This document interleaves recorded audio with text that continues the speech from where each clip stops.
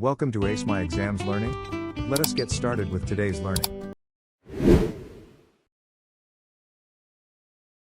Business environments. Question. State any four provisions of the Basic Conditions of Employment Act, BCEA, 1997, Act 75 of 1997. The Basic Conditions of Employment Act, BCEA, 1997, Act 75 of 1997, establishes several key provisions to protect the rights of employees in the workplace. One of the primary provisions is the regulation of working time, which includes setting limits on ordinary hours of work, managing overtime, and ensuring appropriate meal intervals and rest periods. The Act also provides guidelines for work on Sundays and public holidays, ensuring that employees are fairly compensated for their time. Additionally, the BCEA outlines various types of leave that employees are entitled to. These include annual leave, sick leave, family responsibility leave, as well as maternity, paternity, and parental leave. These provisions ensure that employees can take necessary time off for personal and family-related matters without fear of losing their employment. The Act also stipulates that employers must provide clear particulars of employment and remuneration. This includes the terms of employment, such as the nature of the work, pay details, and any other conditions related to the job. This provision ensures transparency and fairness in the employer-employee relationship. Termination of employment is another critical area addressed by the BCEA. The Act sets out the procedures for lawful termination, including notice periods and the reasons for dismissal, thereby protecting employees from unfair dismissal practices. Finally, the BCEA prohibits the employment of children and forced labor, ensuring that all employment practices are ethical and that vulnerable groups are protected from exploitation. These provisions underscore the Act's role in promoting fair and humane working conditions across South Africa. Question. Elaborate on the meaning of learnerships. Learnerships are structured educational programs defined by an agreement between a learner or trainee and an employer or a training provider. This agreement ensures that the workplace is utilized as an active learning environment where practical and theoretical training opportunities are provided. The training is designed to lead to a recognized occupational qualification, offering the learner both practical skills and formal education. The structured learning program is typically completed during work hours and is set for a specified period of time, ensuring that the learner gains hands-on experience while also benefiting from theoretical instruction. Upon completion of the learnership, there may be opportunities for employment for a specified period, allowing the learner to apply their newly acquired skills in a real-world setting. In addition to on-the-job training, learnerships include a formal training course that comes with learning materials. This course is complemented by practical work experience, thus making learnership a comprehensive approach to acquiring both knowledge and practical skills in a specific occupation. Read the scenario below and answer the questions that follow. Remy Traders, RT. Remy Traders are well known for selling quality products to different outlets. They introduced online transactions for their remote customers. RT's employees do not have the knowledge and skills to provide online transaction services. Question. Name the PESEL factor that poses a challenge to RT in the scenario above. The PESEL factor that poses a challenge to Remy Traders, RT, in the scenario above is the technological factor. This factor is relevant because RT's employees lack the knowledge and skills required to provide online transaction services. As a result, the introduction of online transactions for remote customers is hindered by the technological capabilities of the workforce, making technology the core challenge in this context. Question. Explain ways in which RT can deal with the challenges posed by the PESEL factor above. To address the technological challenges identified at Remy Traders, RT, several strategic actions can be taken. First, RT should conduct continuous research on the latest available technology and equipment in the market. This ongoing research will help the company stay informed about advancements and innovations that can enhance their online transaction services. Additionally, RT should train existing employees or appoint new ones who have the skills to maintain and use new equipment. By providing employees with the necessary knowledge and skills, RT can ensure they are equipped to handle online transactions effectively, thereby overcoming the technological hurdle. RT can also compare prices and select suitable suppliers for new equipment at reasonable prices. By doing so, the company can acquire the technology needed for online transactions without overspending, ensuring a cost-effective approach to upgrading their systems. Finally, RT must ensure that the business is geared for online trading and e-commerce. This involves not only having the right technology in place, but also adapting business processes and strategies to fully embrace the digital marketplace, allowing them to meet the demands of their remote customers effectively. Question: describe how SETAs are funded.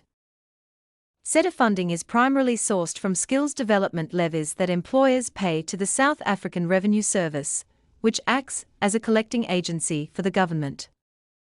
Employers whose annual salary bill exceeds R500,000 are required to contribute 1% of their annual salaries as a levy, which forms a significant part of the funding for SETAs.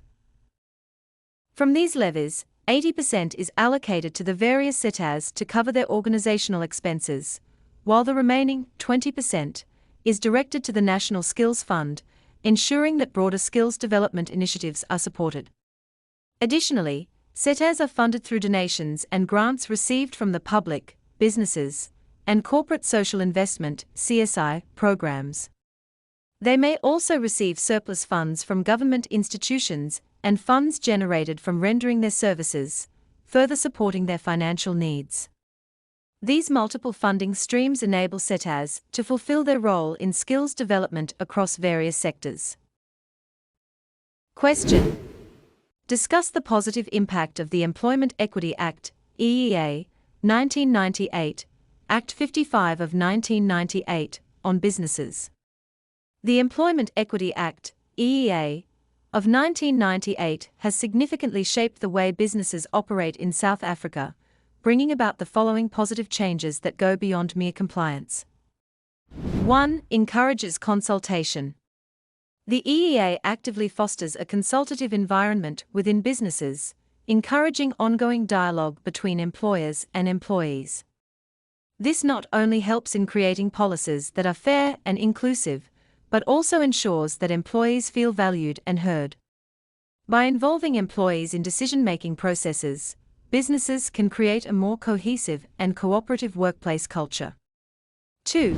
Promotes equal opportunity and fair treatment.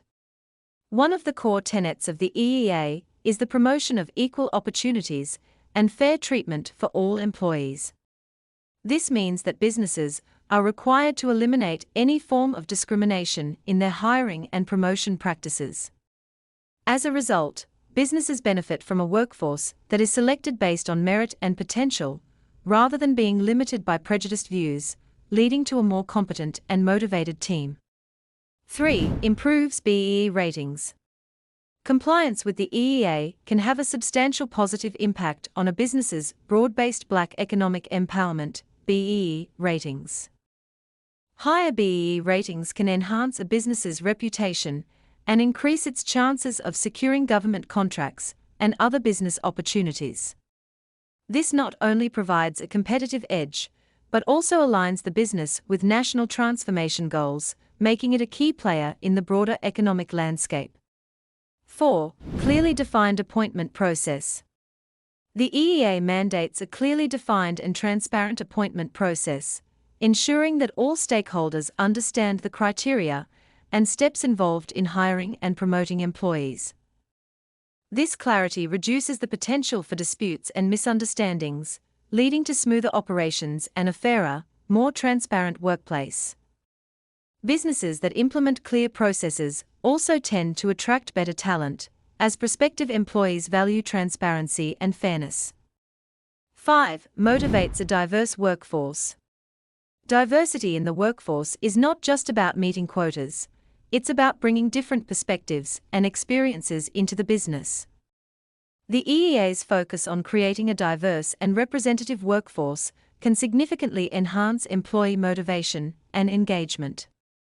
When employees see that their workplace values inclusivity and offers equal opportunities for advancement, they are more likely to feel connected to the company's goals and motivated to contribute their best work.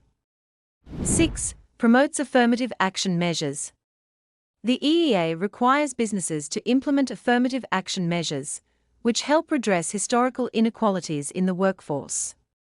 This proactive approach to creating opportunities for underrepresented groups not only fosters social justice, but also enriches the business by bringing in a wider range of talents and ideas. Businesses that embrace these measures often find themselves better equipped to innovate and adapt in a rapidly changing market. Read the scenario below and answer the questions that follow. James Engineers, JE. James Engineers are responsible for inspecting housing projects. The management of JE set specific dates for control and follow-up as part of their inspection program. They also implement corrective actions when deviations occur. Question. Quote 2 steps in strategy evaluation implemented by JE from the scenario above. In the scenario involving James Engineers, JE, 2 key steps in strategy evaluation are clearly implemented. First, the management of JE has set specific dates for control and follow-up as part of their inspection program. This step ensures that the progress of housing projects is monitored regularly and that any issues can be identified promptly. Additionally, JE implements corrective actions when deviations occur, addressing any discrepancies between the planned outcomes and actual results. This proactive approach to correcting deviations ensures that the projects stay on track and meet the required standards. Question. Explain other steps in strategy evaluation. In addition to the steps already mentioned, other critical aspects of strategy evaluation involve 1. Examining the underlying basis of a business strategy. One crucial step in strategy evaluation is to examine the underlying basis of the business strategy. This involves assessing the assumptions, conditions, and rationale that initially supported the strategy to ensure they remain relevant and accurate in the current context. 2. Looking forward and backwards in the implementation process. Another important step is to look both forward and backward into the implementation process. This means reviewing past actions to understand their alignment with the strategy and projecting future steps to anticipate and address potential challenges. 3. Comparing expected performance with actual performance. A fundamental aspect of strategy evaluation is to compare the expected performance with the actual performance. This comparison helps identify any gaps or discrepancies, providing a clear picture of how well the strategy is being executed. 4. Determining and analyzing the reasons for deviations. When deviations from the expected performance are noted, it is essential to determine the reasons behind these discrepancies and analyze them thoroughly. Understanding the causes of deviations can provide insights into necessary adjustments and improvements. 5. Drawing up a table of advantages and disadvantages. Creating a table of the advantages and disadvantages of the strategy is another valuable step. This helps in evaluating the benefits versus the risks associated with the strategy, facilitating more informed decision-making. 6. Deciding on the desired outcome for achieving business goals. Deciding on the desired outcome that will lead to the achievement of business goals is critical. This ensures that all strategic efforts are focused on achieving specific objectives that align with the overall mission of the business. 7. Considering the impact of strategic implementation. Finally, it is important to consider the impact of the strategic implementation on both the internal and external environments of the business. This step ensures that the strategy is not only effective, but also adaptable to changes in the business environment and sustainable in the long term. Question.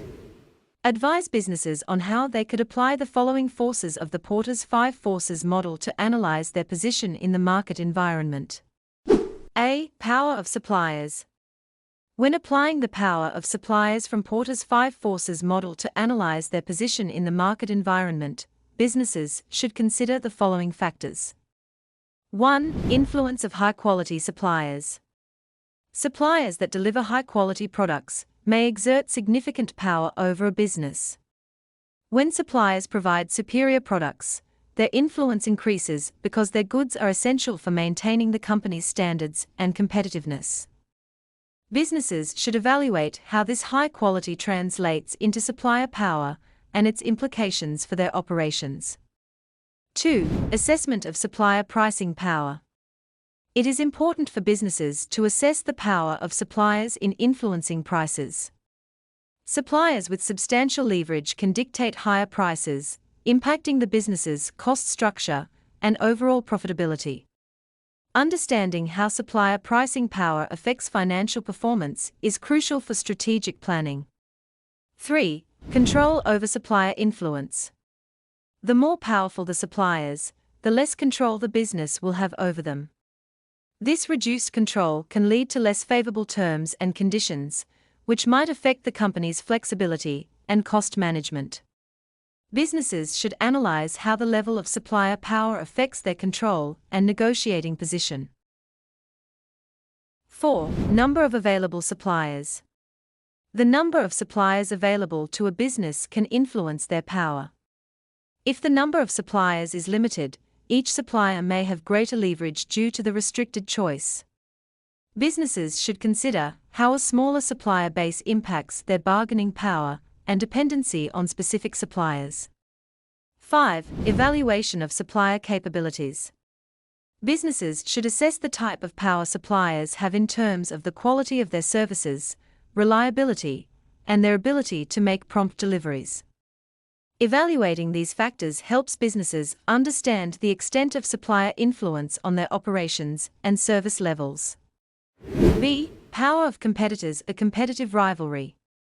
When analyzing their position in the market environment using Porter's 5 Forces model, businesses need to understand the power of competitors, or competitive rivalry. By examining the following aspects of competitive rivalry, businesses can better position themselves to navigate market pressures and maintain a competitive edge. 1. Impact of competitors selling similar products. Competitors selling the same or similar products or services may have a significant impact on the market environment of a business. When multiple businesses offer comparable products, the competitive pressure increases, potentially affecting market share, pricing strategies, and overall profitability. Businesses need to analyze how this similarity influences their market position and adjust their strategies accordingly. 2. Power of unique products or services. If competitors offer unique products or services, they may wield greater power in the market. Unique offerings can differentiate competitors and attract customers, giving them a competitive edge. Businesses should assess how the uniqueness of competitor products or services affects their own market position and consider ways to innovate or differentiate their offerings.